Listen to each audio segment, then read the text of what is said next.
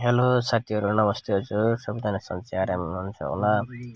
र यतिखेर चाहिँ हामी समुद्रमा माछा मारेको हेर्नको लागि आएको छौँ, जहाँ चाहिँ फिलिपिनीहरू, इन्डियनहरू अनि बङ्गालीहरूले माछा मार्दै हुनुहुन्छ। म तपाईँहरूलाई आजको यहाँको बल्छीमा माछा मार्ने र माछा मारेको के भिडियोहरू देखाउनेछु। हेर्न सक्नुहुन्छ, यहाँ एकजना दाइको माछा चाहिँ यहाँ बल्छीमा माछा फसिसकेको छ।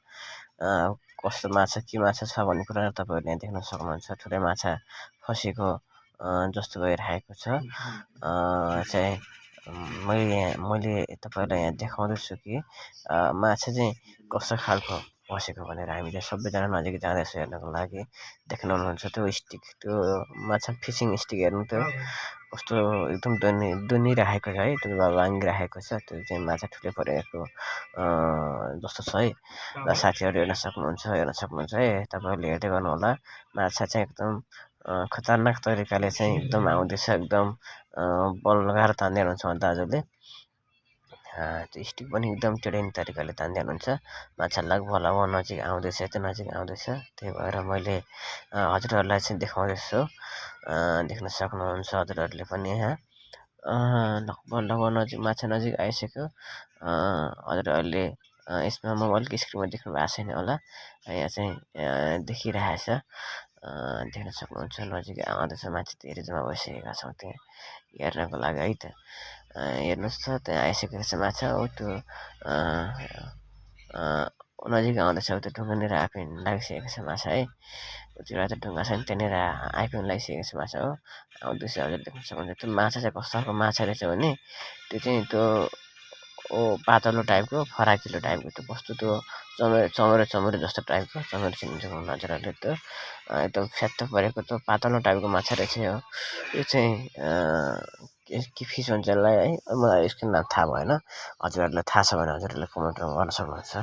यो माछा चाहिँ यस्तो छ हेर्नु है। यो माछा चाहिँ एकदम यो पातलो टाइपको माछा हो। यो चाहिँ यो खान्छन् पनि कसैले खाँदैनन् पनि।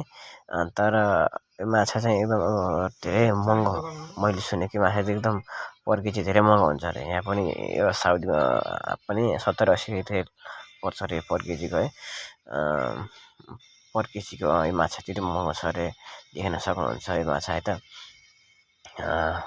त्यहाँ हजुरहरूले राम्रोसँग हेर्न सक्नुहुन्छ। माछा चाहिँ ठुलो रहेछ र त्यो दाजुले तान्नु पनि धेरै मुस्किलले तानेर ल्याउनु भयो। धेरै पर फाल्नु हुँदैछ, लगभग 50-60 मिटर पर फाल्नुहुन्छ त्यो स्टिकबाट। बल्छी अनि त्यहाँदेखि तान्दै ल्याएको माछा।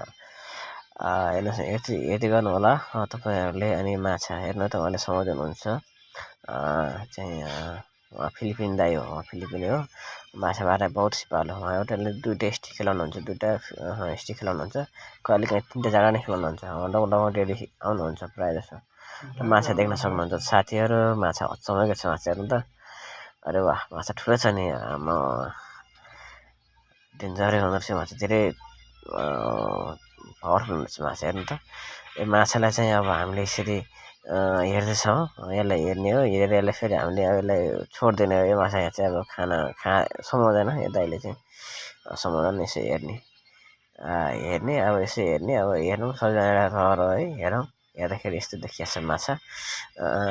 च्याट्ट लाएर यो अब हेरेर फेरि अनि त बल्छी निकालेर उहाँले त माछालाई चाहिँ छोड्दैन हुन्छ पानीमा। हेर्नु है त साथीहरू, माछा यस्तो छ। अरे वाह, देख्नु होला माछा छोडिदिनु भयो। साथीहरू फेरि पनि देख्न सक्नुहुन्छ, यहाँ पनि फेरि माछा परिसकेको छ है बल्छीमा पनि। माछा परिसकेको छ। त्यो दाजुले चाहिँ डल्लो तान्दै हुनुहुन्छ है, तान्दै हुनुहुन्छ। मलाई जहाँसम्म लाग्छ स्टिक यसो स्टिक डुल्नेको छ। आयो माछा आइसक्यो। ल, ठुलो माछा होइन, यहाँ चाहिँ 200-300 ग्रामको माछा रहेछ। ल साथीहरू देख्न सक्नुहुन्छ माछा है त। माछा यसरी माछा मारिन्छ यहाँ बल्छी खेल्नको लागि। यसरी बल्छी खेलेर माछा मारिन्छ। माछा मार्दाखेरि धेरै रमाइलो हुन्छ। माछा मार्ने भन्दा नि हेर्नेलाई धेरै रमाइलो छ। यहाँ चाहिँ हामी हेर्ने धेरै छौँ, तर मैले सबैको भिडियो लिएन। यहाँ हामी लगभग त्यो माछा चाहिँ मार्ने भन्दा पनि हेर्ने चाहिँ धेरै हुन्छ। र हामी पनि त्यो मध्येको दर्शक हो। माछा हेर्नु त देख्न सक्नुहुन्छ हो। यो धेरै टन्नै छन् रहेछ बल्छी खेल्नेहरू। माथिदेखि तलसम्म हुनुहुन्छ। र पनि धेरै रमाइलो छ है त साथीहरू। अब हामी चाहिँ यसरी माछा मारेको हेर्दै बसिरहेका छौँ।